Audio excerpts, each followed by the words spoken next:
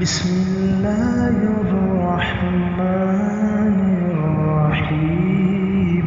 بسم اللہ الرحمن الرحیم۔ اجراء النحو کورس کی کلاس نمبر 3 ہے۔ اس میں پہلی ترکیب ہے جلس عبداللہ۔ جلس سب سے پہلے ہم دیکھیں گے کہ یہ کیا بن رہا ہے، یہ فعل ہے یا اسم ہے۔ اگر فعل ہے تو ہمیں پھر پتہ چلے گا کہ جملہ فعلیہ بنانا ہے، اور اگر یہ اسم ہے تو پھر ہمیں پتہ چلے گا کہ ہم نے جملہ اسمیہ بنانا ہے۔ تو جلس یہ فعل ماضی ہے، کیونکہ ماضی کی 3 شیپ آپ نے پڑھی تھیں کہ تینوں حرفوں کے اوپر زبر ہوتی ہے، جلس، ضرب، عبد۔ تو ان میں سے یہ پہلی شیپ ہے۔ دوسری شیپ یہ ہوتی ہے کہ درمیان والے کا جو حرف ہوتا ہے اس کے نیچے زیر آ جاتی ہے، سامع۔ اور تیسرا ہوتا ہے کہ درمیان والے پر پیش آ جاتی ہے، جیسے شاروفہ، کارومہ۔ تو جلس یہ فعل ماضی کا پہلا صیغہ ہے، اور پہلے صیغے کے بارے میں اور اسی طرح ماضی کا جو چوتھا صیغہ ہوتا ہے، یا یوں کہیں کہ واحد مذکر غائب اور چوتھا صیغہ واحد مؤنث غائب، ان دو کے اندر بسا اوقات ضمیر نکالتے ہیں، بسا اوقات نہیں نکالتے۔ اگر ان کے بعد کوئی اسم آ رہا ہو جو مرفوع ہو تو پھر ہم ان کے اندر ضمیر نہیں نکالتے، بلکہ اسی بعد والے اسم ہی کو فاعل بناتے ہیں۔ لہٰذا یہاں پہ عبدو یہ مرفوع اسم موجود ہے، تو ہمیں پتہ چل گیا کہ جلسہ کے اندر ہم نے ہوا ضمیر نہیں نکالنی۔ اگر بعد میں مرفوع اسم نہ ہو تب ہم جلسہ کے اندر ضمیر نکالتے۔ لہٰذا جلسہ کو ہم کہہ دیں گے بس صیغہ واحد مذکر غائب فعل ماضی سے، اور عبد مضاف، لفظ اللہ مضاف الیہ، مضاف مضاف الیہ مل کر کے یہ فاعل بنا۔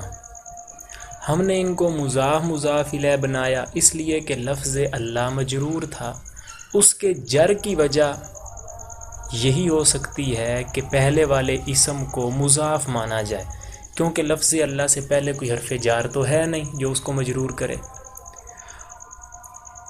تو فعل فاعل مل کر کے جملہ فعلیہ خبریہ ہو گیا۔ جلسہ کا معنی ہوتا ہے بیٹھا تھا، عبداللہ عبداللہ، اللہ کا بندہ بیٹھا تھا۔ تو عبداللہ ہم کسی بندے کا نام بھی لے سکتے ہیں، عبداللہ بیٹھا تھا۔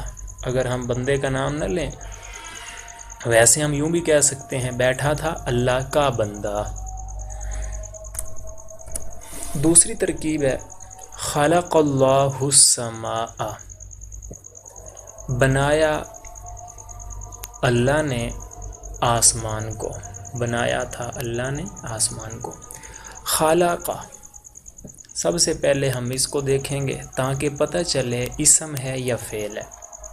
تو اسم تو یہ بن نہیں سکتا خلق کا، کیونکہ اسم کی کوئی علامت نہیں پائی جا رہی، نہ تو اس پہ الف لام آیا ہے، نہ آخر میں تنوین ہے، نہ گول تا ہے، نہ یہ تثنیہ ہے، نہ جمع ہے۔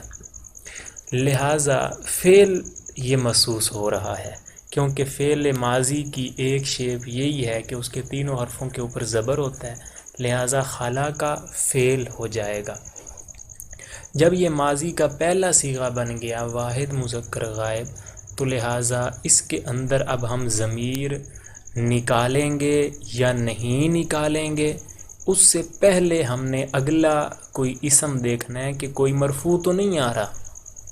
تو لفظ اللہ مرفوع آ رہا ہے، لہٰذا ہم لفظ اللہ ہی کو فاعل بنائیں گے۔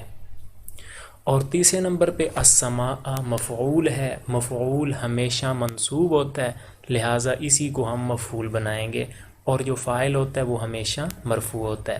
تو فعل، فاعل اور مفعول مل کر کے جملہ فعلیہ خبریہ۔ تیسری مثال ہے ضرب اللہ مثلا. ضرب یہ وہی فعل ہے، پہلا صیغہ ہے.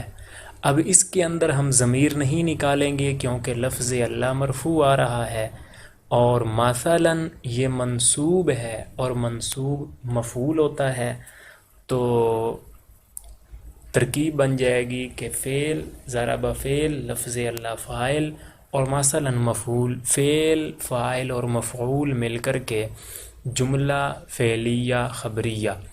ضربہ کا معنی ہوتا ہے مارا تھا، لیکن ضربہ کا معنی ایک دوسرا ہوتا ہے بیان کرنا. یہاں پر بیان کرنے کے معنی میں ہے. بیان کی تھی اللہ نے مثال کو، بیان کیا تھا اللہ نے مثال کو، کیونکہ مفعول کا ترجمہ کرتے ہوئے اینڈ پہ کو کا استعمال کیا جاتا ہے. چوتھی ترکیب ہے ناصر غلام زید بکرن. ناصر اسی طریقے سے ہی ہے، پہلا صیغہ ہے ماضی کا بمعنی مدد کی تھی. اب اس کے اندر بھی ہم ضمیر نکالیں گے یا نہیں نکالیں گے، تو اس سے پہلے ہم نے آگے دیکھنا ہے.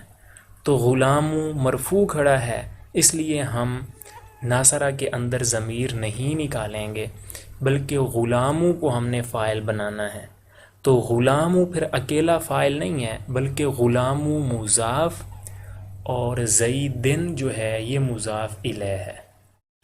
تو مضاف مضاف الیہ مل کر مرکب اضافی یہ بن جائے گا فاعل.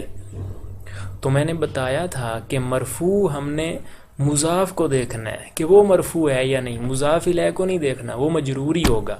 لہٰذا مضاف مرفوع تھا تو ہم اسی کو فاعل بنائیں گے. اور بکرن مفعول، فعل، فاعل اور مفعول مل کر کے جملہ فعلیہ خبریہ. معنی ہوگا مدد کی تھی غلام زیدن، زید کے غلام نے، بکرن بکر کی.